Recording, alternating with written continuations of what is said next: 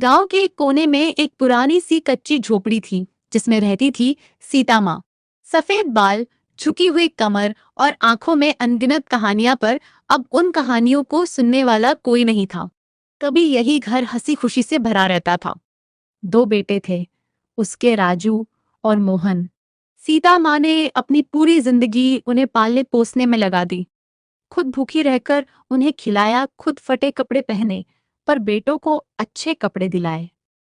लेकिन वक्त बदला, बेटे बड़े हुए, पढ़ लिख कर शहर चले गए, और फिर धीरे धीरे माँ उनके लिए बस एक जिम्मेदारी बनकर रह गई। एक दिन दोनों बेटे गांव आए।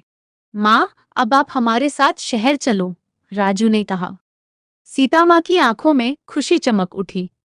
सच में बेटा, अब मैं तुम्हारे साथ रहूंगी। पर यह खुशी ज्यादा देर नहीं टिकी। शहर जाकर कुछ ही दिनों में बहुओं को परेशानी होने लगी। माँ जी हर समय कुछ न कुछ पूछती रहती है, घर का काम भी ठीक से नहीं होता। और फिर एक दिन दोनों बेटों ने मिलकर फैसला किया, माँ, आपको वृद्धाश्रम में रहना होगा। माँ, आपकी अच्छी देखभाल होगी। सीता माँ के पैरों तले जमीन खिसक गई। बेटा, क्या मैं इतनी बोझ बन गई हूँ? उसकी आवाज कांप रही थी, आंखों से आंसू बह रहे थे। पर बेटों के दिल अब पत्थर बन चुके थे। वृद्धाश्रम में दिन बीतने लगे। चारों तरफ बुजुर्ग लोग थे जिनकी कहानी लगभग एक जैसी थी। सबको उनके अपने छोड़ गए थे। सीता माँ हर शाम दरवाजे की ओर देखती रहती, शायद आज मेरे बेटे मुझे लेने आएंगे।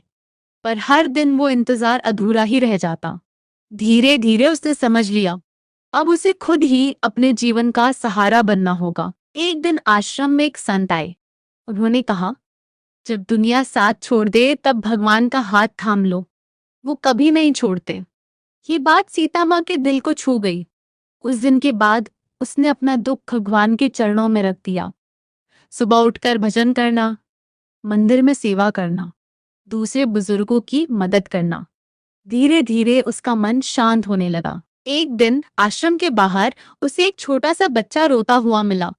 क्या हुआ बेटा? उसने प्यार से पूछा। बच्चा अनाथ था, कोई अपना नहीं था। सीता माँ ने उसे अपने पास रख लिया। अब उसका दिन उस बच्चे की देखभाल में बीतने लगा।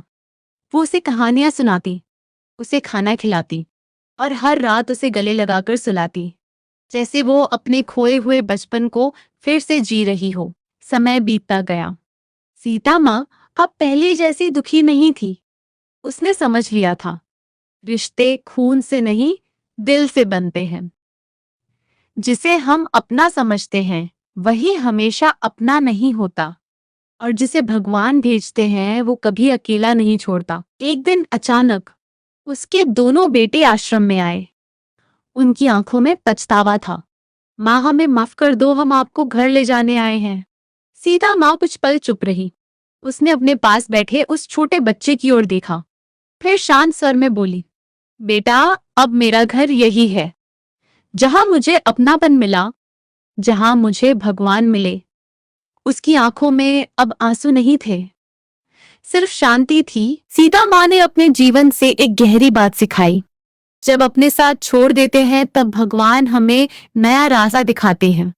असली सहारा इंसान नहीं बल्कि विश्वास और भक्ति होती है। उस रात सीता माँ मंदिर में बैठकर भजन गा रही थी। उसकी आवाज में अब दर्द नहीं, बल्कि एक अजीब सी शांति थी। और शायद पहली बार वो सच में खुश थी।